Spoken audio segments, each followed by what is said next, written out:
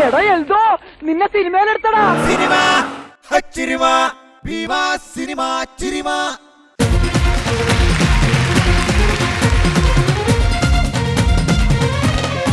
നമസ്കാരം. ഭീമ സിനിമ ചിരുമയിലേക്ക് എല്ലാ പ്രേക്ഷകർക്കും ഹൃദയം നിറഞ്ഞ സ്വാഗതം. ഭീമ സിനിമ ചിരുമ നിങ്ങൾക്കായി അവതരിപ്പിക്കുന്നു ഭീമ കേരള, കർണാടക ആൻഡ് തമിഴ്നാടു. ഇന്ന് നമ്മളെല്ലാവരും ഒരുപാട് ചിരിപ്പിക്കാനും പുതിയ പുതിയ വിശേഷങ്ങൾ പങ്കുവെക്കാനും നമുക്ക് ഭീമ സിനിമ ചിരുമയിൽ എത്തിക്കുന്ന നല്ലൊരു ആർട്ടിസ്റ്റാണ്. നമുക്ക് അദ്ദേഹത്തെ സ്വാഗതം ചെയ്യാം. ഷാജോൺ. നമ്മുടെ ഈ മിമിക്രി കലാകാരന്മാർ അവരുടെ ജീവിതാനുഭവങ്ങൾ പങ്കുവയ്ക്കുന്നു. ഒരുപാട് പേര് ഇത് കണ്ടിട്ട് ഒരുപാട് പേര് വിളിച്ചു പറയുന്നുണ്ട്, ഇത്രയും കഷ്ടപ്പാടുകളും ഇത്രയും ബുദ്ധിമുട്ടുകളും ഫേസ് ചെയ്തിട്ടാണല്ലേ നിങ്ങളൊക്കെ എന്ന് പറയുന്നത്. അപ്പോൾ പലരുടെയും ധാരണ നമ്മളൊക്കെ ഇത് ഒരു കഷ്ടപ്പാടും ഇല്ലാതെ വളരെ പെട്ടെന്ന് ഇന്നത്തെ ഈ അവസ്ഥയിൽ എത്തി എന്നുള്ളതാണ്. എനിക്ക് തോന്നിയിട്ടുള്ളത് എന്താണെന്ന് വെച്ചാൽ നമ്മൾ മിമിക്രി കലാകാരന്മാരെന്ന് പറഞ്ഞാൽ ഇപ്പോൾ ഒരു നാടക കലാകാരനാണെങ്കിൽ അദ്ദേഹം ഒരു പക്ഷേ നാടകങ്ങളെക്കുറിച്ച് മാത്രം ചിന്തിക്കുന്നു, അല്ലെ മറ്റ് നാടകങ്ങൾ കാണുന്നു. എപ്പോഴും ആ ഒരു വർഷം അവർ ആ നാടകത്തിനുള്ളിലായിരിക്കും. ഇപ്പോൾ ബാലയക്കാരെന്ന് പറയുകയാണെങ്കിൽ അവൻ ആ ബാലയുമായിട്ടുള്ള അടുത്ത് മാത്രമേ ഉള്ളൂ. മറ്റുള്ളൊരു കലാരൂപങ്ങളെ പറ്റി അവർ ചിന്തിക്കുക അങ്ങനെയുള്ളതെന്ന് എനിക്ക് തോന്നിയിട്ടില്ല. ഒരു കഥകളി ആർട്ടിസ്റ്റ് ആണെങ്കിൽ അങ്ങനെ ആയിരിക്കും. പക്ഷേ നമ്മൾ മിമിക്രിക്കാർ ഈ നാടകക്കാരെ നമ്മൾ ഒബ്സർവ് ചെയ്യുന്നുണ്ടായിരിക്കും, ബാലയക്കാരെ നമ്മൾ ഒബ്സർവ് ചെയ്യുന്നുണ്ടായിരിക്കും, കഥകളി, ഓട്ടം തുള്ളൽ എല്ലാവരെയും നമ്മൾ ഒബ്സർവ് ചെയ്യുന്നുണ്ട്. കാര്യം നമ്മുടെ ഈ 2 മണിക്കൂർ പ്രോഗ്രാമിനിടയ്ക്ക് ഇവരെ എല്ലാവരെയും നമ്മൾ മാറി മാറി ഇമിറ്റേറ്റ് ചെയ്യുന്നു, എല്ലാം ചെയ്യുന്നുണ്ട്, പാട്ട് പാടുന്നുണ്ട് അല്ലേ. നമുക്ക് കലാകാരന്മാരായതുകൊണ്ട് നാടകത്തിൻ്റെ സീരിയസ്നെസ് നമുക്കറിയാൻ പറ്റും. പക്ഷേ ഇത് ചില ആൾക്കാരെന്ന് വെച്ചാൽ അന്നത്തെ ഒരു മെയിൻ നടനാണ്, ഞാൻ മെയിൻ നടൻ്റെ പേര് പറഞ്ഞില്ല, ഇദ്ദേഹത്തെ ഇവർ ഈ കമ്മിറ്റിക്കാർ തന്നെ വിളിച്ചിട്ട് ഇവരിതിനു മുമ്പ് ഒരു നാടകം കണവക്കര ക്ലബ്ബ് എന്നൊക്കെ പറഞ്ഞ് ഇവർ ഇതൊക്കെ രൂപീകരിച്ചിട്ട് ഇവരൊരു നാടകം അങ്ങ് തട്ടിക്കൂട്ടുക. അപ്പോൾ മെയിനായിട്ട് ഈ ഒരു നടന് മാത്രമാണ് എല്ലാം അറിയാവുന്നത്, ഡയലോഗ് എല്ലാവരുടെയും അറിയാം, കറക്റ്റായിട്ട് ഇയാൾക്ക് ടെൻഷൻ ഉണ്ട്, എൻട്രി അറിയാം, നാടകത്തെക്കുറിച്ച് ഇദ്ദേഹത്തിന് മാത്രമേ ബാക്കി എല്ലാവരും അന്ന് പഠിച്ച് അഡ്ജസ്റ്റ് ചെയ്ത് തട്ടേ കയറുന്നവരാണ്. കാര്യം അവർക്ക് കുഴപ്പമില്ല എന്നൊക്കെ പറഞ്ഞാണ് അവർ നിൽക്കുന്നത്. അപ്പോൾ ഇദ്ദേഹം ആദ്യം ഇങ്ങോട്ട് വന്നിട്ട് പിന്നെ ഫസ്റ്റിൽ അങ്ങോട്ട് പറഞ്ഞു കണവക്കര ദീപ്തി തിയേറ്റേഴ്സ് അവതരിപ്പിക്കുന്ന 2ാമത് നാടകം എന്നൊക്കെ പറഞ്ഞ് ഇദ്ദേഹം അനൗൺസ് ചെയ്ത് കത്തിക്കയറി. ആദ്യത്തെ ഇദ്ദേഹത്തിൻ്റെ ഒരു 5 മിനിറ്റ് ഡയലോഗും പ്രസംഗം, അപ്പോൾ ഒക്കെ ഭയങ്കര ജനം കൈയിടിയൊക്കെയാണ്. അതിനുശേഷം ഇദ്ദേഹം നിന്നിട്ട് ഇത്രയും നേരമായിട്ടും പുരുഷോത്തമനെ കണ്ടില്ല, പുരുഷോത്തമ എന്ന് വിളിക്കുന്നുണ്ട്. പുരുഷോത്തമൻ വേറെ തുടങ്ങി, പുരുഷോത്തമൻ വേറെ എടുക്കുക, ആ പൈസ നീ പുരുഷോത്തമ അപ്പോൾ പുരുഷോത്തമ അപ്പോൾ നിന്നെ വിളിക്കുന്നു എന്ന് പറഞ്ഞ് പുരുഷോത്തം ചാടി കറക്റ്റ് വന്നു. ഈ മ്യൂസിക് ഒന്നും കേൾക്കാത്തതുകൊണ്ട് പുരുഷോത്തം മൊത്തം ബ്ലാങ്കാണ്, മറ്റേ കണക്കൊക്കെ ആയിട്ട് വന്നിങ്ങനെ ഒന്നും പുരുഷോത്തം ഡയലോഗ് പറയുന്നില്ല. അപ്പോൾ ഇദ്ദേഹം ഇങ്ങനെ പുരുഷോത്തമൻ്റെ മുഖത്തോട്ട് നോക്കിയിട്ട് തെക്കേ പറമ്പിലെ 2 ഏക്കർ എനിക്ക് എഴുതി തരണം എന്നല്ലേ നീ പറയാൻ ഉദ്ദേശിക്കുന്നത് എനിക്കറിയാം.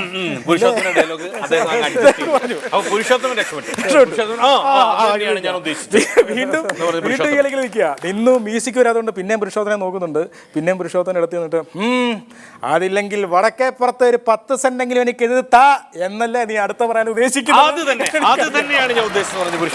അപ്പോൾ ഇത് വിട്ട് കഴിഞ്ഞപ്പോൾ അമ്മാവാ എന്ന് പറഞ്ഞ് അവിടെ ഒരു വിളി വന്നു. വിളി വന്നിട്ട് പുള്ളി കയറി വരും. അപ്പോൾ പുള്ളി കയറി വരേണ്ട ടൈം അല്ല ഇത്. ഇയാൾ അമ്മാവെന്ന് പറഞ്ഞ് ഓടി വരികയും ചെയ്തു. ഈ മെയിൻ നടൻ ഇങ്ങനെ രൂക്ഷോടൊന്ന് അടിമുടി നോക്കിയപ്പോൾ ഈ കയറി വന്ന ഇയാളുടെ മൊത്തം ഡയലോഗ് പോയി. അപ്പോൾ പുള്ളി പെട്ടെന്ന് പറയേണ്ട ഡയലോഗ് വിഴുങ്ങിപ്പോന്നെ ഇയാൾ പറയണം, ഇത്രയും കാലം മറച്ചു വെച്ച സ്ത്രീധനം ഇന്നെനിക്ക് തരണം എന്നല്ലേ നീ പറയാൻ ഉദ്ദേശിക്കുന്നത്. ഇയാളൊക്കെ പറഞ്ഞു കൊടുക്കുക. ഈ സമയത്ത് മകള് കയറി വന്നിട്ട് അപ്പം ഇയാൾ ഓർത്തു ഈ മകളെങ്കിലും ഡയലോഗ് പറയുക, അറിയാം എല്ലാം ഇയാളിങ്ങനെ പറഞ്ഞോണ്ടിരിക്കുക. മകള് വന്നിങ്ങനെ കുറച്ചു നേരം നോക്കി എന്നിട്ട് ഇയാൾ മകളുടെ അടുത്ത് ഇങ്ങനെ നോക്കിയിട്ട് എന്താ നിനക്കൊന്നും പറയാനില്ലേ സാവിത്രി? അപ്പോൾ സാവിത്രി ഉണ്ടായിരിക്കുക. അപ്പോൾ പിന്നെ ഇദ്ദേഹം പറയാണ്, എൻ്റെ അച്ഛനെ എല്ലാവരുടെ കൊല്ലാക്കൊല ചെയ്യില്ലേ എന്നല്ലേ നീ പറയാൻ ഉദ്ദേശിക്കുന്നത്. അപ്പോൾ ഈ സാവിത്രി പെട്ടെന്ന് അച്ഛൻ എന്നോട് ക്ഷമിക്കണം. അപ്പോൾ ഇദ്ദേഹത്തിന് ഈ ഒരു ഡയലോഗ് കേട്ടപ്പോൾ അങ്ങ് സന്തോഷമൊക്കെ ആയിട്ട് ഇയാൾ മൈക്കിൻ്റെ അടുത്ത് വന്നിട്ട് ഹോ അതെങ്കിലും നീ പറഞ്ഞല്ലോ, ഒരൊറ്റ അങ്ങനെ ഒരുപാട് ഓർമ്മകൾ മുൻപ് സ്റ്റേജിൽ പോയപ്പോൾ ഉണ്ടായിട്ടുണ്ട്. ഈ മിമിക്രി കലാകാരന്മാർക്കും അല്ലെ ഒരുപാട് പിന്നെ ഒരുപാട് തമാശ എന്തെന്ന് പറഞ്ഞാലേക്കാം നമ്മുടെ സ്റ്റേജിൽ പറ്റിയിട്ടുണ്ട്. കാര്യം മുൻപ് എന്ന് പറഞ്ഞാൽ നമ്മുടെ ഒരു നടനെ ഇമിറ്റേറ്റ് ചെയ്യുമ്പോൾ അടുത്തതായിട്ട് ശ്രീ മമ്മൂട്ടി എന്ന് പറഞ്ഞു കഴിഞ്ഞാൽ പുറകോട്ട് തിരിഞ്ഞൊന്ന് മീശ ഒന്ന് പിരിച്ചു വെക്കുക, തിരിച്ചു വന്നിട്ട് നേരെ മൈക്കിന് മുമ്പിൽ എന്നങ്ങ് പറയാം. ബാലചന്ദ്ര മേനോൻ എന്ന് പറഞ്ഞു കഴിഞ്ഞാൽ നമ്മുടെ ടവലുണ്ടാവും, ടവലെടുത്ത് കെട്ടുക ബാലചന്ദ്ര മേനോൻ ഇങ്ങനെയാണ്. അപ്പം അടുത്തതായിട്ട് ശ്രീ മോഹൻലാൽ എന്ന് പറഞ്ഞു കഴിഞ്ഞാൽ ഇങ്ങനെ തിരിഞ്ഞു കഴിഞ്ഞാൽ അങ്ങനത്തെ ഒരു മിമിക്രി സമയമായിരുന്നല്ലോ അത്.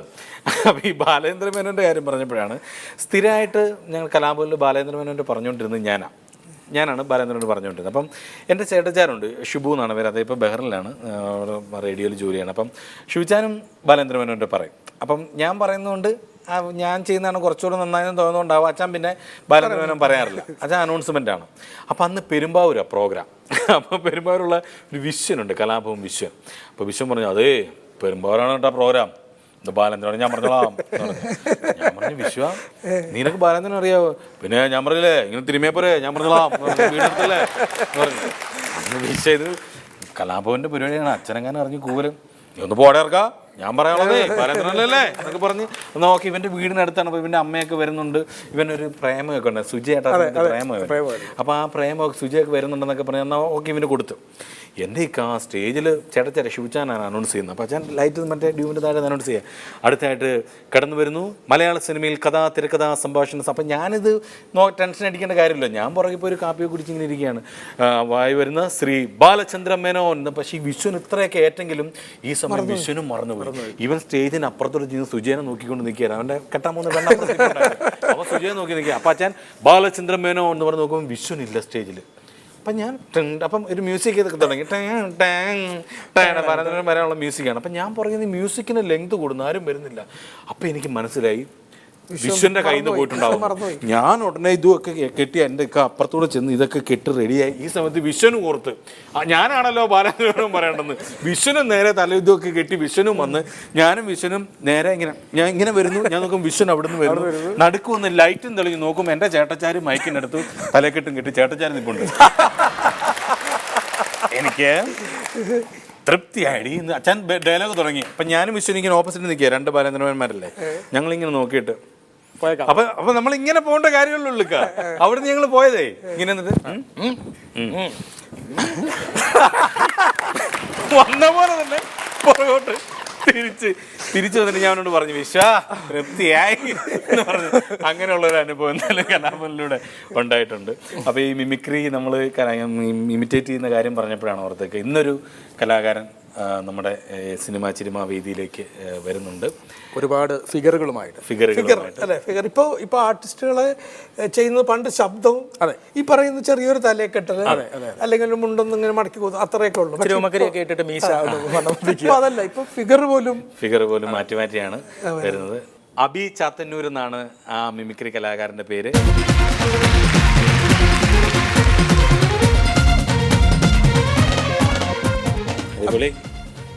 അബി ഏതെങ്കിലും ട്രൂപ്പില്? ഞാൻ ഗിന്നസിലായിരുന്നു പ്രസാദേട്ടനോട്. പ്രസാദേട്ടനാണ് എന്നെ ഇത്രയും ഡൂപ്പുകൾ കണ്ടുപിടിപ്പിച്ചത്. ഏകദേശം പൃഥ്വിരാജിന്റെ ഡൂപ്പാണ് ആദ്യം ചെയ്തത്. അപ്പം ഗിന്നസ് വന്നപ്പോൾ പ്രസാദേട്ടൻ പറഞ്ഞു ഇങ്ങനെ ഇന്ന താരങ്ങളുടെ രൂപം ഉണ്ട് ചെയ്യാൻ പറഞ്ഞു. പ്രസാദേട്ടൻ രാവിലെ തന്നെ പരിപാടി നോക്കി ഇങ്ങനെയൊക്കെ നടക്കുകയാണ്. വേറെ ഒരു പരിപാടിക്കില്ല. രാവിലെ ഇറങ്ങും. പിള്ളേർക്ക് വീട്ടിൽ സ്കൂളിൽ ഭയങ്കര പ്രശ്നങ്ങളൊക്കെ. അച്ഛാ നീ പോയിരുന്നു ഡൂപ്പിനെ തപ്പാൻ പോകുന്ന. പക്ഷെ വേറെ പ്രസാദേട്ടൻ മുഖേന ഒരുപാട് നല്ല നല്ല ആർട്ടിസ്റ്റുകൾക്ക് ഇതിലായിട്ട് എൻട്രി ആവാൻ പറ്റുന്നുണ്ട്. അപ്പോൾ ആ കൂട്ടത്തിൽ ഒരു നല്ല കലാകാരനാണ്. ഒരുപാട് രാജ്യങ്ങൾ പോകാൻ പറ്റി സാറിൻ്റെ കൂടെ. വേറൊരു ബിസിനസ്സാണ് പ്രസാദേട്ടൻ. അബിയുടെ പെർഫോമൻസ് എങ്ങനെയാണ്? അബി വേഷം മാറുന്നത് എവിടെ നിന്നാണ്? വേദിയിൽ നിന്നുണ്ട് മാറുകയാണ്.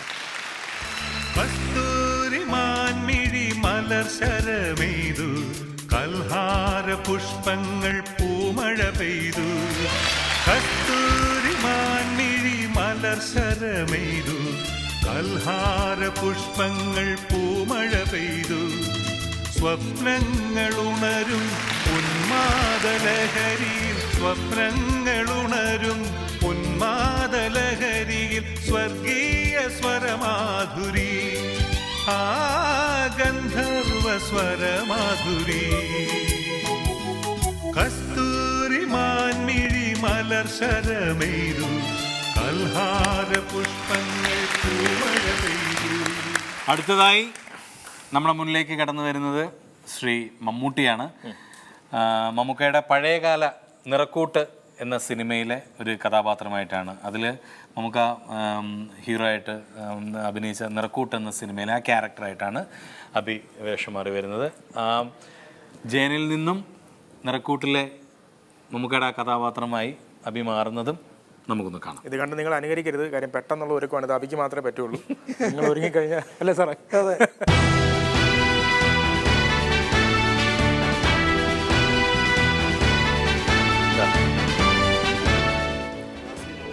വാസലിൻ ഉപയോഗിച്ച് തേയിലപ്പൊടി ഇട്ടിട്ടാണ് മീശ, രഹസ്യം പറയല്ലേ, പറയണ്ടല്ലേ, തേയിലപ്പൊടി ഇട്ടിട്ടാണ് മീശ റെഡിയാക്കിയിരിക്കുന്നത്. അത് വാസലിന് ഉപയോഗിച്ച് മുകളിലത്തെ ഭാഗം ക്ലിയർ ചെയ്ത്, വാസലിന് ഒരു 50 ഗ്രാം, തേയിലപ്പൊടി 20 ഗ്രാം. കവള് തോന്നിക്കാൻ വേണ്ടിയിട്ട് കോട്ടൺ ആണ് വെക്കുന്നത്. ഫിഗർ ശരിയായില്ലെങ്കിൽ ഒരു കോട്ടൺ വെക്കണ്ട. നിറക്കൂട്ട് എന്ന സിനിമയിൽ ശ്രീ മമ്മൂട്ടി നിങ്ങളുടെ മുന്നിലേക്ക് കടന്നു വരും. പൂമാനമേ ഒരു രാഗമേഘം താ, പൂമാനമേ ഒരു രാഗമേഘം താ, കനവായി കണമായി ഉയരാൻ ഒഴുകാനഴകിയനും പൂമാനമേ ഒരു രാഗമേഘം. മമ്മൂക്കയുടെ പഴയകാല ഒരു ഫിഗർ നമ്മൾ കണ്ടു. ഒപ്പം ലാലേട്ടൻ്റെ ഒരു പഴയകാല ഓർമ്മകളിലേക്ക് നമ്മൾ പോവുകയാണ്. അതിനാദ്യമായി വേണ്ടത് മുഖത്ത് ലാളിത്യം ഒരു 100 ഗ്രാം അല്ലേ? അതെ, വിഗ് വെച്ചു.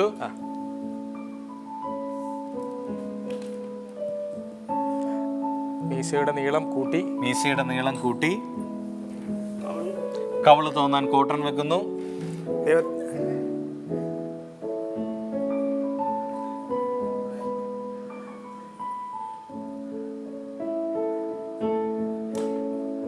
Ready Mohanlal, ready, music.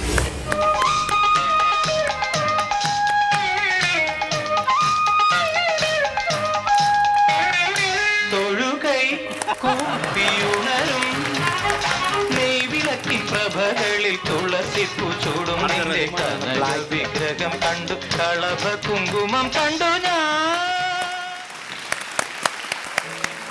അപ്പോൾ നമ്മൾ പഴയ ലാലേട്ടനെ കണ്ടു. ഇനിയിപ്പം നമ്മുടെ മുമ്പിലേക്ക് വരാൻ പോകുന്നത് നമ്മുടെ നടൻ റഹ്മാനാണ്. ബ്ലാക്ക് എന്ന ചിത്രത്തിലെ റഹ്മാനാണ്. പഴയ റഹ്മാനല്ല, പുതിയ റഹ്മാൻ. റെഡിയാണ്, റഹ്മാൻ റെഡി ആയിട്ടുണ്ട്. മ്യൂസിക്.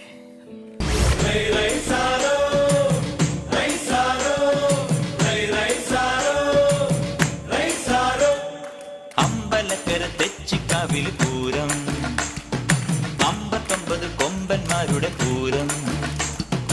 അമ്പലക്കര തെച്ചിക്കാവിൽ പൂരം, അവിടെ 59 കൊമ്പന്മാരുടെ പൂരം.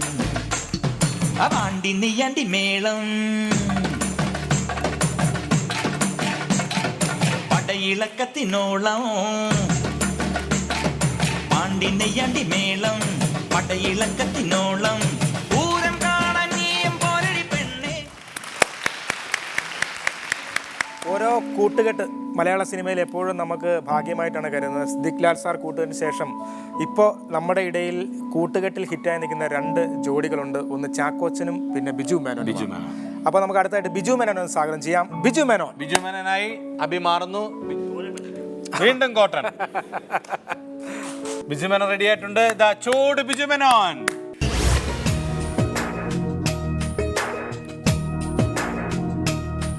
ശലഭം വഴിമാറുമാമിഴി രണ്ടിലും നിൻ സമ്മതം.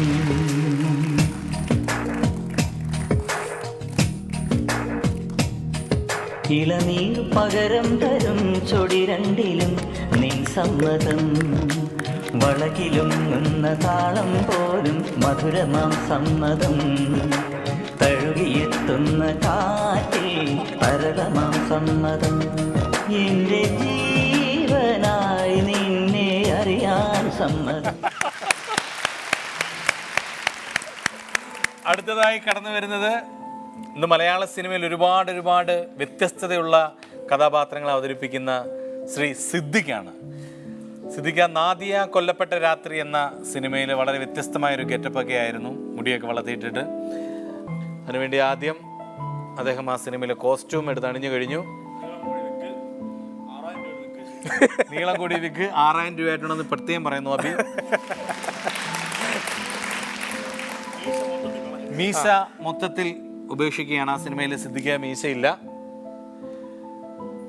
നാദിയ കൊല്ലപ്പെട്ട രാത്രി എന്ന സിനിമയിലെ ഒരു സീൻ, സിദ്ദിഖ അഭിനയിച്ച സീൻ റെഡി ആയിട്ടുണ്ട്. നാദിയ കൊല്ലപ്പെട്ട രാത്രിയിലെ കഥാപാത്രമായി Shri Siddique. Mister officer, mister Sharafudheen താരമസി IPS ഇപ്പോൾ നാദിയ കേസ് അന്വേഷിക്കുന്നു. കേട്ടിട്ടുണ്ട് നിങ്ങളെപ്പറ്റി ധാരാളം, വായിച്ചിട്ടുണ്ട് ചില ഹ്യൂമൻ റൈറ്റ് ആർട്ടിക്കിൾസ്. ചെന്നൈ നഗരത്തിലെ ഗല്ലികളിൽ രാത്രി ഗുണ്ടകളെ നിരത്തി നിർത്തി വെടിവെച്ച് കൊല്ലുന്ന encounter specialist, A glorified killer.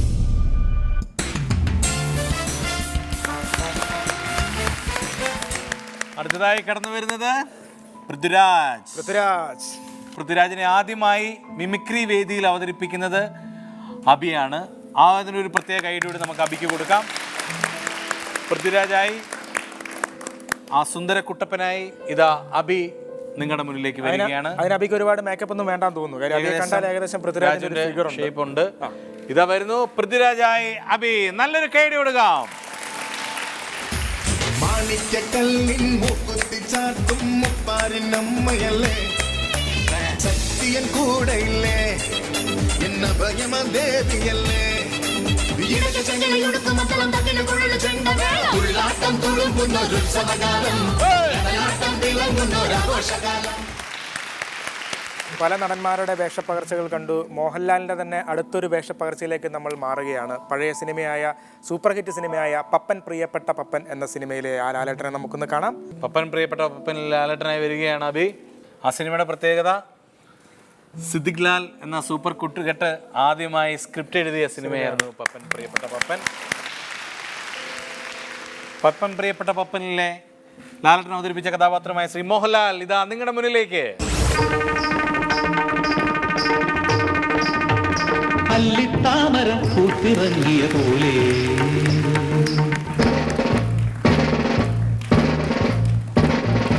അല്ലിത്താമരം പൂത്തിറങ്ങിയ പോലെ ചെറുചെല്ലക്കിളിയുടെ ചന്തമിയലും പെണ്ണേ, വഴിവക്കിൽ നിൽക്കുമ്പോൾ ഒളികണ്ണാൽ നോക്കല്ലേ, വഴിവക്കിൽ നിൽക്കുമ്പോൾ ഒളികണ്ണാൽ നോക്കല്ലേ, 4 പേര് കണ്ടു വന്നാൽ 100 കള്ളം പറയേണ്ടേ. അടുത്തതായി ലാലേട്ടൻ തന്നെയാണ് കടന്നു വരുന്നത്. സിനിമ മാറിയെന്ന് മാത്രം. നിന്നിഷ്ടം എന്നിഷ്ടം. ലാലേട്ടനെ ചെയ്യുന്നവരൊക്കെ സാധാരണ ഒരു ഫിഗറൊക്കെ ചെയ്യാറുള്ളൂ അല്ലേ? വ്യത്യസ്തമായി ഇങ്ങനെ ചെയ്യുന്ന പല പല വേഷങ്ങൾ കണ്ടിട്ടില്ല ഇതുവരെ. എന്തായാലും ഇപ്പോൾ ഇത് 3ാമത്തെ ഒരു മോഹൻലാലാണ് അബി നമ്മുടെ മുന്നിലേക്ക് കൊണ്ടുവരുന്നത്. നിന്നിഷ്ടം എന്നിഷ്ടം എന്ന ചിത്രത്തിലെ കഥാപാത്രമായി ശ്രീ മോഹൻലാൽ.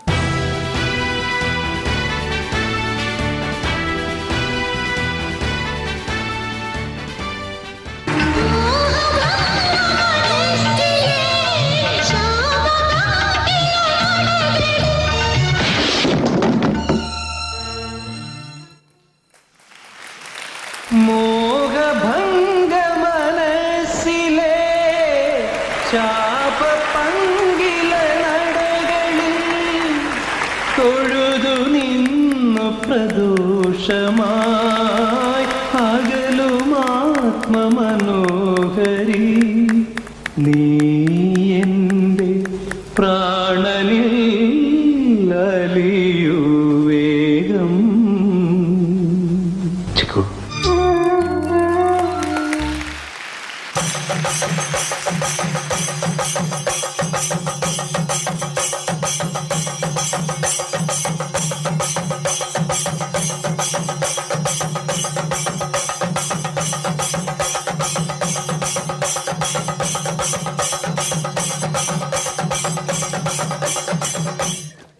സബാഷ് സബാഷ്.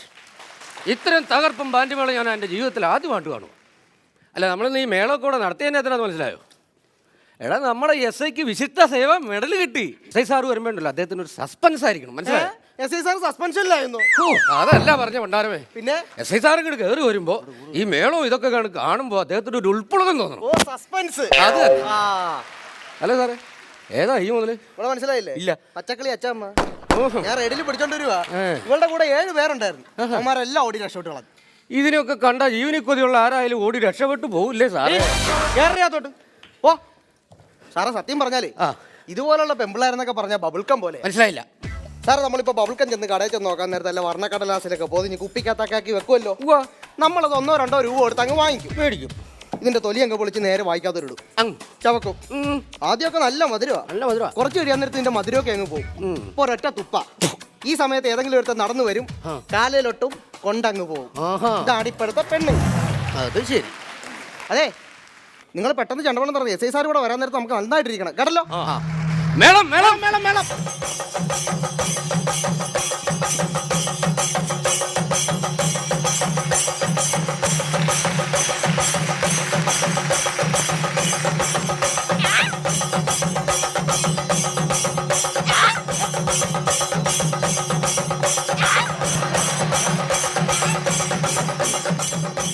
അടിപൊളി അടിപൊളി സൂപ്പർ ആയിരിക്കുന്നു. അടിപൊളി. ഇതെന്റെ പരിപാടി എന്തേത്? അല്ല സാറിന് മെഡൽ കിട്ടിയല്ലോ, സേവാ മെഡൽ. അതിന്റെ ഞങ്ങളുടെ ഒരു ആഘോഷം. അത് ശരി, സേവാ മെഡൽ കിട്ടിയുള്ള ആഘോഷം. അതെ, അടിപൊളി സൂപ്പർ ആയിരിക്കുന്നു കേട്ടോ, അടിപൊളിയായിട്ടുണ്ട്. അല്ല സാറേ ദേവനേതാ? അവനെ എന്നെ നോക്കിയതാ. ഇവനെ ഇതുപോലെ ചെണ്ടമേളത്തിൽ നിന്ന് പൊക്കിക്കൊണ്ട് വരുവാ. ഇങ്ങോട്ട് വാടാ ഇങ്ങോട്ട് വാടാ, ഇവിടെ വന്നിക്ക്. ഇങ്ങോട്ട് ഇവനെ ഘോഷയാത്രയ്ക്ക് ഞാനും പ്രസാദം കൂടെ പോയി നിൽക്കുക. ഘോഷയാത്ര ഇങ്ങനെ അടിച്ചടിച്ച് പൊളിച്ച് ചെണ്ടമേളോട്ട് ഇങ്ങനെ പോവാ. അപ്പൊ കുറെ അളിയന്മാർ കിടന്ന് തുള്ളുവാ. ആ കൂട്ടത്തിൽ ഈ അളിയും കിടന്ന് ഭയങ്കര തുള്ളല്. ഇവൻ ആദ്യം നമ്മുടെ ഇടയ്ക്ക് വന്നിട്ട് ചെറിയൊരു നമ്പർ ഇട്ട്, മോനെ ഒന്ന് ജസ്റ്റ് ഒന്ന് പൊട്ടിക്കാൻ മോനെ അവൻ കാണിച്ചു തരും. ഈ ഘോഷയാത്ര പോകുമ്പോൾ ഇവൻ നമ്മൾ മസിൽ പിടിച്ച് ഇങ്ങനെ നിൽക്കല്ലോ നമ്മള്. പെണ്ണുങ്ങളും കുഞ്ഞുങ്ങളും ഒക്കെ നിൽക്കുന്ന കൊണ്ട് ഇവനിത് കണ്ടിട്ടൊരു ഏതാ ഉൾപ്പുളക ഒരു കുന്തളിപ്പ്. അപ്പൊ നമ്മളിങ്ങനെ മസിൽ പിടിച്ച് നിൽക്കുമ്പോൾ ഇവനിങ്ങനെ തുള്ളി വന്നിട്ട് എമ്മടേക്ക് വന്നിട്ട് ഹോയ് എന്ന് വെച്ചിട്ട് പോവാ. ആദ്യം ഞാൻ പോടാന്ന് പറഞ്ഞു. ഇവൻ 1 കിലോമീറ്റർ ദൂരം വരെ ഈ ഘോഷയാത്ര ചെന്നു. അവൻ അവിടെ നിന്ന് ഇടയ്ക്കൊന്ന് ഓടി ഇവിടെ വന്ന് എന്റെ മുമ്പിൽ വന്നിട്ട് ഹോയ് എന്നൊരു പോ ഒറ്റയോടെ ഒരു പേടി ജീപ്പിലോട്ട് ഒറ്റ കയറുവാ. പിന്നെ കൊണ്ട് ഇന്നത്തെ ദിവസം മുഴുവൻ ഞാൻ അയ്യോ വിളിപ്പിക്കും. സാറേ ഈ മേളക്കാരെ എന്നങ്ങ് പറഞ്ഞു വിട്ടേട്ടോ. അയ്യോ ഞാൻ പിടിച്ചിട്ടില്ല, അവര് പോട്ടെ. നല്ല കേട്ടോ, മക്കളെ വെക്കൂ എല്ലാവരും. അവർക്കുള്ള കാശ് കൊടുത്തിരുന്ന അവരങ്ങ് പോയേനെ. എന്ത് അവർക്ക് പൈസയോ? സാറിന്റെ ഒരു പരിപാടിക്ക് വന്നിട്ട് പൈസയോ? സാർ KP മുറി കളിക്കാണ്ട പൈസ മേടിച്ചു കൊടുക്കാൻ. ഞാനിപ്പോ എന്താ ചെയ്യേണ്ടത്? അല്ല സാർ അവരെ പൈസ കൊടുക്കണേ. സേവാ മെഡൽ പറഞ്ഞാൽ എനിക്ക് എഴുതി കിട്ടിയുള്ളൂ, കയ്യിലോട്ട് കിട്ടിയിട്ടില്ല. അതിന് മുമ്പ് ഇങ്ങനെ ആഘോഷിച്ച് ഞാൻ അവിടെ പൈസ കൊടുക്കും. എന്നാലും സാറൊന്ന് അഡ്ജസ്റ്റ് ചെയ്യ്. എന്നെ സൂചിപ്പിക്കാൻ വേണ്ടി ചെയ്യുന്ന ആഘോഷത്തിന് ഞാൻ കാശ് കൊടുക്കാന്ന് പറഞ്ഞാൽ ഓക്കെ ഓക്കെ ഓക്കെ ഓക്കെ എല്ലാവർക്കും കാശ് തരാം പാപ്പാ, കൈ നിറച്ച് കാശ് തരാം. അങ്ങോട്ട് കറിക്കൂ ഈ പരിപാടി പിടിച്ചത് ഞാനാ. സാറ് പൈസ തരുമ്പോ എന്റെ വീതം അങ്ങ് കൃത്യമായിട്ട് വന്നേക്കണം, മനസ്സിലായല്ലോ? ഇതാണ് സാറേ നമ്മുടെ SI സാറിന്റെ ജീവിതത്തിൽ ആദ്യമായിട്ട് കാശ് കൊടുക്കുന്നത്. മേടിച്ചുള്ള പരിചയമല്ലേ ഉള്ളൂ, പിള്ളേരായോട് രക്ഷപ്പെട്ടു. എന്റെ സാറേ വിശിഷ്ട സേവാ മെഡലൊക്കെ കിട്ടിയേക്കില്ല, അതിന്റെ സന്തോഷാ. അതാ അല്ല വത്സമ സാറേ, സാറിന്റെ അനിയത്തിക്ക് ആരാണ്ട് പെണ്ണ് കാണാൻ വന്നു, കല്യാണം ഏതാണ്ട് ആയിന്നൊക്കെ പറഞ്ഞിട്ടിട്ട് എന്തായി? ഒന്നും പറയണ്ട സാറേ, പെണ്ണ് കാണാനൊക്കെ ആള് വന്ന്, പക്ഷെ കല്യാണം നടക്കൂല. അതിനെ പറ്റി അവൻ രാത്രി 12 മണിക്ക് മതിലേ അടിയാ പെണ്ണ് കാണാൻ വന്നത്. അപ്പൊ അവന്റെ ഉദ്ദേശം പെണ്ണ് കാണലല്ലായിരുന്നു അല്ലേ? അപ്പൊ അതൊക്കെ പോട്ടെ, അനിയത്തിയുടെ കാര്യമൊക്കെ ഒരു വിധത്തേക്കും അഡ്ജസ്റ്റ് ചെയ്യാം. ചേച്ചിക്കും വേണ്ട ഒരു കല്യാണമൊക്കെ, വെറുതെ എന്താ മതിയോ? എനിക്കും വേണം ഒരു കല്യാണമൊക്കെ. അത് നോക്കണ്ട, ഒരു പ്രേമൊക്കെ ഉണ്ടായിരുന്നല്ലോ നേരത്തെ. ഓ അതിനെ കുറിച്ചൊന്നും പറയണ്ട നീ. ഞങ്ങളുടെ പ്രേമം എന്ന് പറഞ്ഞാൽ ഇപ്പോഴത്തെ പ്രേമം പോലെ ഒന്നുമല്ല. ഇപ്പൊ എന്തൊക്കെയാ ഫേസ്ബുക്ക് വാട്സാപ്പ് എന്തൊക്കെ ഉണ്ടായിരുന്നു. ഞങ്ങൾക്ക് അങ്ങനെയൊന്നും ഇല്ലായിരുന്നു, ഹംസമായിരുന്നു. ആര് ഇറച്ചിക്കടക്കാരൻ ഹംസയായിരുന്നോ പ്രേമം? ഈ ഇറച്ചിക്കടക്കാരൻ ഹംസയല്ല, ഹംസം. ഈ നളനും ദമയന്തിയൊക്കെ. ഓ താറാവ് പോലത്തെ പേത്ത. അതെ അതെ അതെ. അപ്പൊ ഞങ്ങളുടെ വീടിനപ്പുറത്തുള്ള രാജപ്പൻ ചേട്ടൻ എന്നോട് എന്തെങ്കിലും പറയണമെന്നുണ്ടെങ്കിൽ ഒരു കോഴിയുടെ കാലം ലെറ്റർ എഴുതും, എന്റെ വീട്ടിലോട്ട് അങ്ങ് പറത്തി വിടും. അപ്പൊ മറുപടിയൊക്കെ കൊടുക്കും. പിന്നെ പിറ്റേ ദിവസം രാവിലെ തന്നെ മറുപടി കൊടുക്കും. നല്ല സൂപ്പർ കോഴിയാണ്, ഇനി ഇതുപോലുള്ള വലിയ വലിയ കോഴികളെ വീട്ടിലോട്ട് പറത്തി വിടണമെന്ന്. ശരി, പിന്നീടല്ലേ മനസ്സിലായത് ഇയാൾ എന്റെ വീട്ടിലോട്ട് മാത്രമല്ല കോഴിയെ പറപ്പിച്ചോണ്ടിരുന്നത്, ആ നാട്ടിലുള്ള എല്ലാ പെമ്പിള്ളാരുടെയും വീട്ടിലോട്ട് കോഴിയെ പറപ്പിച്ചോണ്ടിരിക്കുവായിരുന്നു. എനിക്ക് പറഞ്ഞ രാജപ്പൻ ഒരു സൂപ്പർ കോഴിയാ. അപ്പൊ സാറേ വേറൊരു കാര്യമുണ്ട്, ഈ രാജപ്പൻ ഇപ്പോഴും ഒക്കെ ഉണ്ടോ സെറ്റപ്പ് കാര്യങ്ങളൊക്കെ? കോഴിയെ പറപ്പിച്ച് പുള്ളിയുടെ നാട്ടുകാരെല്ലാം കൂടെ അവിടുന്ന് പറപ്പിച്ച് അങ്ങ് വിട്ടു. നന്നായി.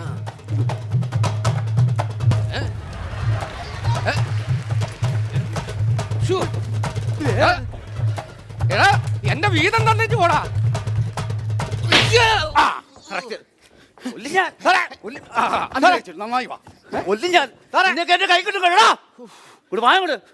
സാറേ എന്ത് പരിപാടിയാണ് സാറേ കാണിച്ചത്? സാറേ അതല്ല, അവന്മാർക്ക് വണ്ടിക്കൂലി എന്തെങ്കിലും കൊടുക്കണമെന്ന് താങ്കൾ പറഞ്ഞില്ലേ? ഞാനത് വെച്ചു എന്റെ കയ്യിലുള്ള 200 രൂപ അവർക്ക് കൊടുത്തു. അവന്മാർക്ക് 6500 രൂപ റേറ്റ് ഒന്നും. പക്ഷെ എനിക്ക് അങ്ങോട്ട് ശരിക്കും അങ്ങോട്ട് കൊടുക്കാൻ പറ്റില്ല. ഉള്ള കൊടുത്തല്ലോ, ഒരു അനുഗ്രഹം കൊടുത്തില്ല, അത് മതിയായിരുന്നു സാറേ. ആയിക്കോട്ടെ, പക്ഷെ അവന്മാർ നമ്മളെ മുമ്പിൽ വരും. നീയൊക്കെ നിന്റെ കോലെടുക്കാൻ വേണ്ടി വരും കേട്ടോ. മനസ്സിലേ? ആ കോല് മൊത്തം എടുത്ത് വെച്ച് ആവശ്യം വരും. സാറേ നമ്മളിവിടെ ആഘോഷവും നമ്മൾ തുള്ളലിനൊക്കെ ഒരു കാരണമുണ്ട്. പക്ഷേ അതിന്റെ അകത്ത് കിടക്കുന്ന ഒരു കുരങ്ങൻ തുള്ളുന്നതിനാണ് എനിക്ക് പിടിത്തം കിട്ടാത്തത്. അതായത് അത് ആടാ കിടക്കുന്നു. അവനെ ഇറക്കി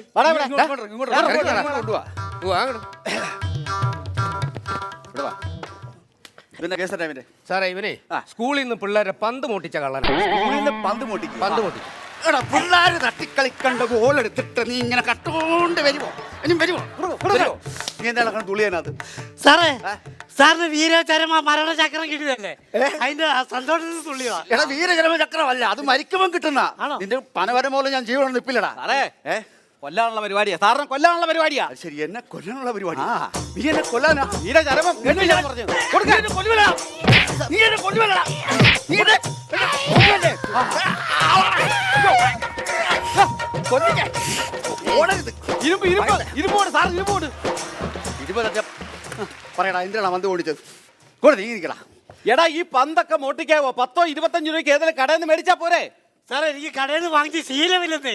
എനിക്ക് മോഷ്ടിച്ചല്ലേ ശീലം.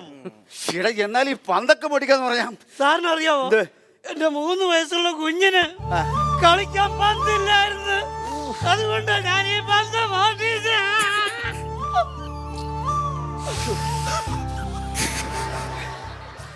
എടോ പ്രസാദേ, എന്തോ നമ്മൾ കാണിച്ച ഭയങ്കര മോശം. ഭയങ്കര മോശമായി സാറേ. അവന്റെ 3 വയസ്സുള്ള കൊച്ചിന് വേണ്ടിയിട്ട് അവൻ പന്ത് പൊട്ടിച്ചത്. സാറ് കാര്യത്തിൽ നമ്മൾ അവനെ നീ വാങ്ങിയോ മോനെ? നീ വാ, സാരമില്ല കേട്ടോ. പന്തി കിടത്തി, അവന്റെ പന്തി കിടത്തി കൊടുത്തുവിട്. നിന്റെ കുഞ്ഞു കൊണ്ട് കളിക്കട്ടെ കേട്ടോ. ഒരു സ്ഥലത്ത് കൊടുത്തിട്ട് വിട്ടു. ക്ഷമിക്കട്ടോടാ. പിന്നെ എന്താ പന്താ മൂട്ടിച്ചത്? എന്നാ ഇത്? പന്ത്. ഇതാണോടാ പന്ത്? എടാ, ഇത് ഭൂമിയല്ലേടാ, ഭൂമി. സാറേ, നിങ്ങൾക്കിത് ഭൂമിയായിരിക്കും, പക്ഷെ എനിക്കിത് കുഞ്ഞ് കളിക്കുന്ന പന്താ. ഇത് പന്ത്. എടാ, ലോകത്തിന്റെ മുഴുവൻ മാപ്പ്, അതായത് അതിന് ഭൂപടം ഇതിനകത്ത് ഉൾക്കൊള്ളിച്ച് വെച്ചിരിക്കുന്ന ഇതിന്റെ പേര് ഗ്ലോബ് എന്നാ. ഗ്ലോബ് നിനക്ക് പന്ത്. ഞാനൊരു പന്തായിരിക്കുമെന്ന്. ഇവ ഒരു പണി തരാം. വാ, നീ ഇതിനകത്ത് എറണാകുളം ജില്ല കണ്ടുപിടിക്കണം. അതിനകത്ത് ഈ ഇരിക്കുന്ന പോലീസ് സ്റ്റേഷനില്ലേ, ആ സ്റ്റേഷൻ എവിടെ ഇതിനകത്ത് കണ്ടുപിടിച്ചേ? എറണാകുളം ജില്ലക്കകത്ത് വരണം. കണ്ടുപിടി. അത് ഈസി അല്ലേ? താനെങ്ങനെ എഴുതിക്കൊണ്ടിരിക്കുന്നത്? ബോഡിയുടെ കാര്യം പറഞ്ഞില്ലേ? തപ്പാൻ പോയില്ലേ? പിന്നെ ബോഡിയുടെ കാര്യം എല്ലാം ഓക്കെ ആയി. അതായത് ശരിക്കും നമ്മുടെ തപ്പേണ്ടതല്ലായിരുന്നു ആ ബോഡി കേസ്. അത് അപ്പുറത്തെ അതിർത്തിയിലുള്ളതാ. അവര് കമ്പേ കുത്തി ഇപ്പുറത്തിട്ടു. അങ്ങനെ ഈ സാധനം 3 കിലോമീറ്റർ ഒഴുകിപ്പോയി. ഈ ഒഴുകി പോയിട്ട് പാറയുടെ ഇടയ്ക്കൂടെയൊക്കെ പോയിട്ട് ആ വെള്ളച്ചാട്ടം ഇല്ലേ, അവിടെ പെട്ടു. ഭയങ്കര ഒഴുക്ക അവിടെ. എന്തുമാത്രം കുളിച്ചും കാണാൻ പോയി. അല്ല, ആ വെള്ളച്ചാട്ടം ഇത് കുരുങ്ങി, പാറയുടെ ഇടയ്ക്ക് കുരുങ്ങിപ്പോയി. എനിക്കാണ് നീന്തറിയോ? അതെനിക്ക് മുങ്ങാനറിയോ? അത് ഞാൻ എന്ത് ചെയ്യുന്നു പറഞ്ഞാൽ, ആ മണല് വാരുന്ന ചാക്കോ, തടി വെട്ടുന്ന തോമസ്, കഞ്ചാവ് കൃഷിയുള്ള പൗലോസ്, ഇവരെ വിളിച്ചു വരുത്തിട്ട് ആ സാധനം എടുത്ത് കരക്കിടിച്ചു. ഇവിടെ താനെന്നാ മനുഷ്യൻ, എന്നാ പോലീസുകാരനാടോ? ഇവിടെ അവന്മാര് 3 പേര് പോലീസ് സ്റ്റേഷനിൽ പിടികെട്ടാപ്പുള്ളികൾ, അവരെ പൊക്കണ്ടേ പറഞ്ഞേ? ഞാനെന്തിനാ സാറേ അവരെ പൊക്കുന്നത്? എന്നെ ഏൽപ്പിച്ച ആ കേസല്ലോ, എന്റെ ബോഡിയുടെ കേസല്ലേ. തന്നെയൊക്കെ ഏത് കഴുതിയാടോ പോലീസിലെടുത്തത്? അത് സാറിന്റെ അച്ഛൻ പറഞ്ഞ ഭൂമിയാ പറ്റി. ഞാൻ പുള്ളി IG ആയിട്ട് ഇരുന്നപ്പോഴാണല്ലോ ഞങ്ങളെപ്പോലുള്ള കുറച്ച് പേരെ റിക്രൂട്ട് ചെയ്ത്, അതുകൊണ്ട് പറഞ്ഞതാ. അതേ വരുന്നു. കണ്ടുപിടിച്ചോ? ഈ പോലീസ് സ്റ്റേഷൻ എവിടെ കാണിച്ചേ? ഇതുണ്ടോ പോലീസ് സ്റ്റേഷൻ എഴുതി വെച്ചിരിക്കുന്ന? കണ്ടോ? കണ്ടോ? ഇത് കണ്ടോ? ഇത് പോലീസ് സ്റ്റേഷൻ. ഇത് പോലീസ് സ്റ്റേഷനാണ്. ഇതിന്റെ പേര് പാലസ്തീൻ. പാലസ്തീൻ രാജ്യം, പാലസ്തീൻ പോലീസ് സ്റ്റേഷനാണ്. കണ്ടുപിടി.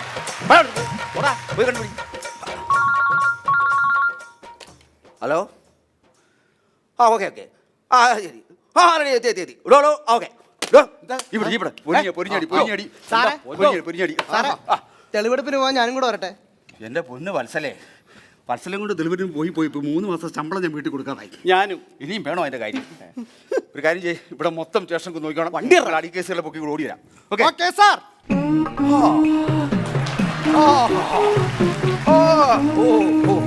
സാറ് പോയെന്നാ പിന്നെ കുറച്ചു നേരം എസയുടെ കസേര കയറിയിരുന്ന എന്തോ കുഴപ്പം? ഞാനും ഒരിക്കലും ചേച്ചി. എന്തോടാ നീ എന്തോ എന്നെ വിളിച്ചെന്തോ? അല്ല, ആന്റി. ആന്റിയോ? അല്ല, അമ്മച്ചിയോ? അമ്മൂമ്മ. എടാ, ചെറുപ്പക്കാരിയായ എന്നെ നോക്കിയിട്ട് നീ അമ്മൂമ്മന്ന് വിളിക്കുന്ന? ഇനി ഞാൻ കാണിച്ചു തരാടാ. ചേച്ചി, ഇതിന്റെ അകത്ത് എവിടെ ഈ പോലീസ് സ്റ്റേഷൻ ഒന്ന് കാണിച്ചേ? സത്യം പറഞ്ഞാൽ നീ എന്നെ ചേച്ചിന്ന് വിളിച്ചപ്പോഴത്തേക്ക് എനിക്ക് ഇത്തിരി ഇതൊക്കെ സന്തോഷമൊക്കെ തോന്നി. ഞാൻ എന്തായാലും കാണിച്ചു തരാം. ഇതാണ് ഇന്ത്യ.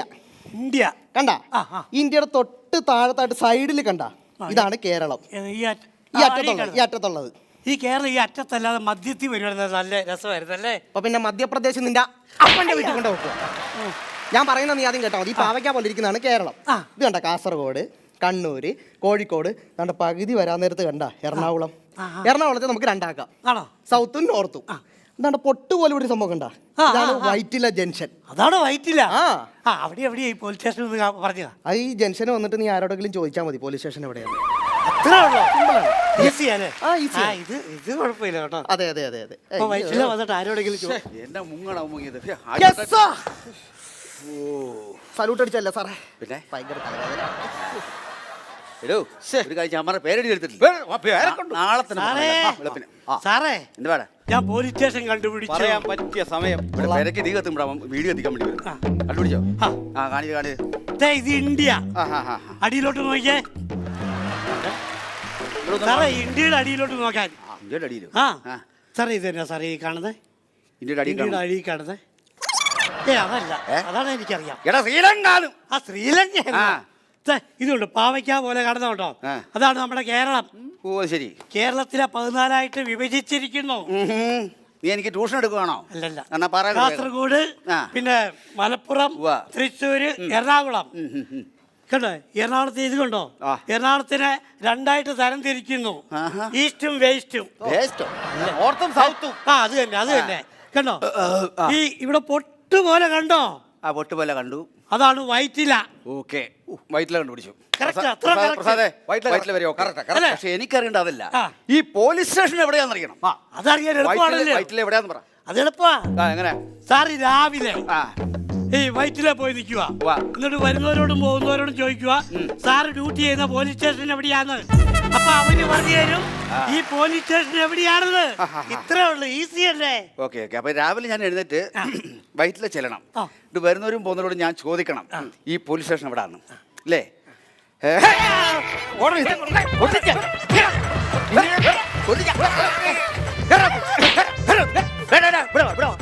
നീ ഒരു കാര്യം ചെയ്യണം, ഇനി എറണാകുളം കണ്ടുപിടിക്കണ്ട. ചൈനയിൽ എത്ര ജില്ല ജനസംഖ്യ അതോ അവനൊക്കെ ഇവനൊക്കെ എവിടെ കിടന്നവനാണ് അവനൊക്കെ. ദൈവമേ സാറേ, സത്യത്തിൽ ഞാൻ ചുമ്മാ ഒന്ന് പറഞ്ഞു പോയത്. സാർ എന്നോടൊന്നും കരുതരുത്, ഞാനാണ് അവന് പറഞ്ഞു കൊടുത്തത്. ആ വൈറ്റിലയുടെ ഇതിന്റെ കാര്യം എറണാകുളത്തിന്. അതെ, നിങ്ങൾക്കൊന്നും വേറെ പണിയില്ല നാളെ വെറുതെ. എനിക്ക് തോന്നി ചുമ്മാ കാണുന്ന കള്ളന്മാർക്ക് സൗഹൃദം കൂടുക അവരുടെ കൂടെ. എനിക്കൊരു അബദ്ധം പറ്റിയെന്ന് പറഞ്ഞു, ക്ഷമിക്ക്. പറ്റെന്ന് പറഞ്ഞാൽ മതില്ലോ. എന്നോടൊന്ന് ക്ഷമിച്ചൂടെ സാറേ? എനിക്കൊരു സംശയം ചോദിക്കാനുണ്ട്. എന്നാ സംശയം? സാറ് നേരത്തെ ഇപ്പൊ പറഞ്ഞ വൈറ്റിലയില്ലേ, ആ വൈറ്റിലയിൽ എവിടെ നമ്മുടെ പോലീസ് സ്റ്റേഷൻ?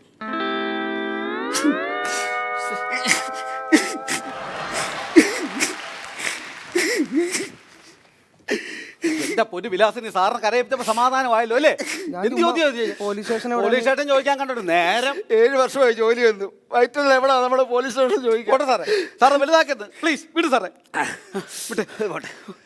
ആ ഇതിനകത്ത് വേർത്തി കിടക്കുന്ന അവളേതാ? ഇതേതായത് ഇവിടെ അറിഞ്ഞൂടെ? സാറെ മറ്റേ തൃശ്ശൂർ എറണാകുളത്തുമായിട്ടേ 2 പേരെ കണ്ട് കല്യാണം കഴിച്ച് പറ്റിച്ചെന്ന് പറഞ്ഞ കേസില്ലേ, ആ കേസിലെ പ്രതിയായി ഇവള്. ഓ, കല്യാണം കഴിഞ്ഞ് രണ്ടാമത്തെ പൊക്കം സാധനങ്ങൾ അടിച്ചോണ്ട് പോവുക ആണുങ്ങളോട്.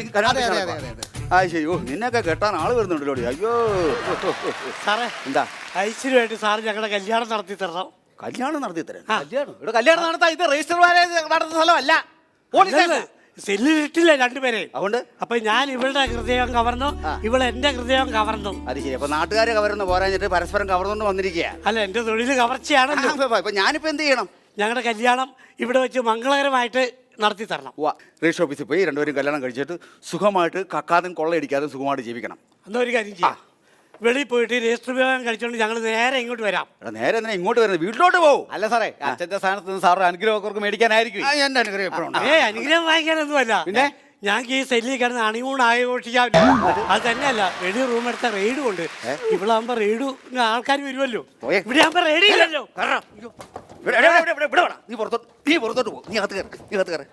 വത്സലെ, ഈ തീപ്പെട്ടി വെടി മരുന്ന് ഒന്നിച്ചിടണ്ട, ചിലപ്പോ പൊട്ടിത്തെറി. ഇല്ല സാറേ, പേടിക്കണ്ട. ആ നനഞ്ഞ തീപ്പെട്ടിയാ, കത്തുകയല്ല.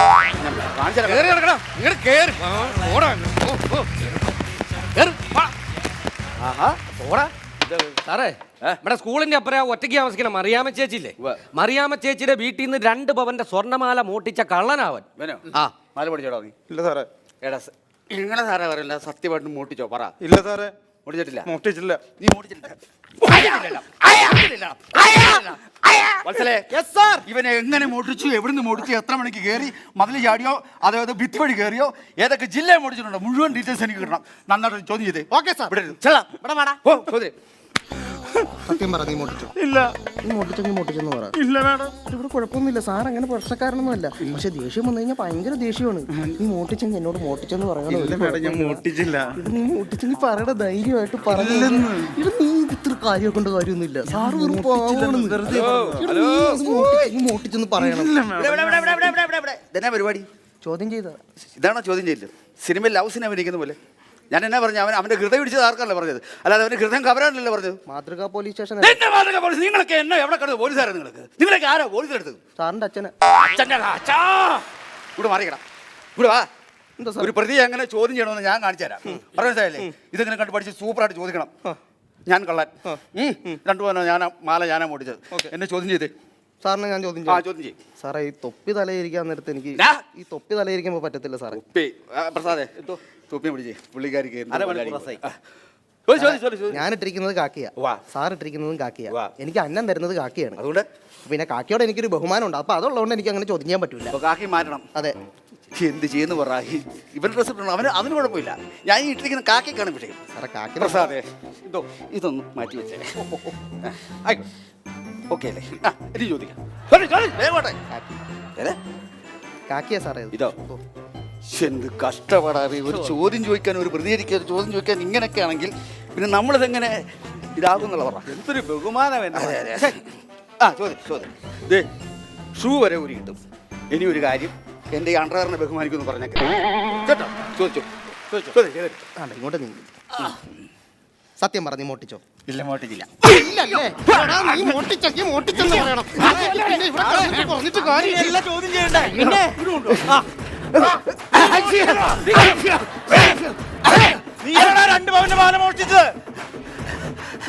സത്യമായിട്ടും ഞാൻ ആ 2 പവന്റെ മാല മോട്ടിച്ച്. അതെന്നെ പരിപാടിയാ സാറേ കാണിക്കുന്നത്? സാറ് എന്നെ മോട്ടിച്ചിട്ട് ആ പാവപ്പെട്ടവന്റെ തലയിൽ കെട്ടിവെക്കുന്ന.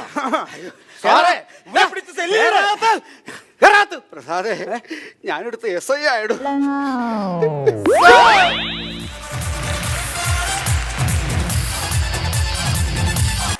വിഗും കോട്ടണും തേയിലപ്പൊടിയും ഒന്നുമില്ലാതെ പച്ച മനുഷ്യനായി അബി നമ്മുടെ മുന്നിൽ വന്നിരിക്കുകയാണ്. നല്ലൊരു ഗൈഡ് നമുക്ക് അബിക്ക് കൊടുക്കാം. അബിയുടെ പ്രത്യേകത, അബി ഇപ്പൊ എനിക്ക് തോന്നുന്നു പൃഥ്വിരാജ് മാത്രമേ ഉള്ളൊരു അല്പമെങ്കിലും ഒരു ഫേസ് ഉള്ളു. ബാക്കി ആരുമായിട്ട് ഒരു സാദൃശ്യമൊന്നുമില്ല. പക്ഷെ മേക്കപ്പ് ഇട്ട് വന്ന് നിൽക്കുമ്പോൾ അതെല്ലാം ബോഡി ലാംഗ്വേജ് ഒക്കെ പെർഫെക്റ്റ് ആയിട്ട് ചെയ്യുന്നുണ്ട്. വോയിസ് ചെയ്യാറില്ലേ അബി? കുറച്ച് തേയിലപ്പൊടിയൊക്കെ വായി പോയിട്ടുണ്ട്. എങ്കിലും ഞാൻ പൃഥ്വിരാജിന്റെ വോയിസ് പറയാം. എടി ചങ്ങനാശ്ശേരിക്കാരൻ മത്താച്ചന മോള് ചന്ദ്രിക, നീ എന്നതാടി കരുതിയ? നീ അങ്ങ് ഗുഡ് ബൈ പറഞ്ഞ് പോയാൽ ഈ രമണൻ കെട്ടിത്തൂങ്ങി അങ്ങ് ചാകുമെന്ന്. അതങ്ങ് പണ്ട്. ഇന്ന് ഈ കഴുത്തിൽ ഒരു കുരുക്ക് വീഴുന്നെങ്കിൽ അതിന്റെ മറ്റേ അറ്റത്ത് നീ ഉണ്ടാവും മോളെ. അതിപ്പം ജീവിക്കാനാണെങ്കിൽ ഒരുമിച്ച്, ചാകാനാണെങ്കിലും എവിടാ, ചാകാനാണെങ്കിലും ഒരുമിച്ച്. ഇനി നീ പറ, ജീവിക്കണോ ചാകണോ? ഓക്കെ അബി, വളരെ ഗംഭീരമായിരുന്നു അബിയുടെ ഈ. എന്തായാലും സിദ്ദിഖ, ഈ സമയത്ത് നമ്മൾ അബിക്ക് കൊടുക്കുന്ന കൈഡിയുടെ പകുതി കൊടുക്കേണ്ട മറ്റൊരാളുണ്ട്. ആരാണ്? KS പ്രസാദ് ചേട്ടൻ. കാരണം കുറെ അധികം അന്വേഷിച്ചിട്ടാണല്ലോ അബിയെ പോലെ ഒരാളെ കണ്ടുപിടിച്ചു. അബിക്ക് ഇപ്പം അമേരിക്ക എത്ര തവണ പോയി? 3 തവണ അമേരിക്ക പോയി. ഇങ്ങോട്ട് വരാറുണ്ട്. അതാണ്, ഗൾഫിൽ ഇടയ്ക്കിടയ്ക്ക് യൂറോപ്പ് പോകുന്നു. എന്തായാലും നല്ലൊരു ഗൈഡ് നമുക്ക് KS പ്രസാദിനോട് കൊടുക്കാം. ഓക്കെ.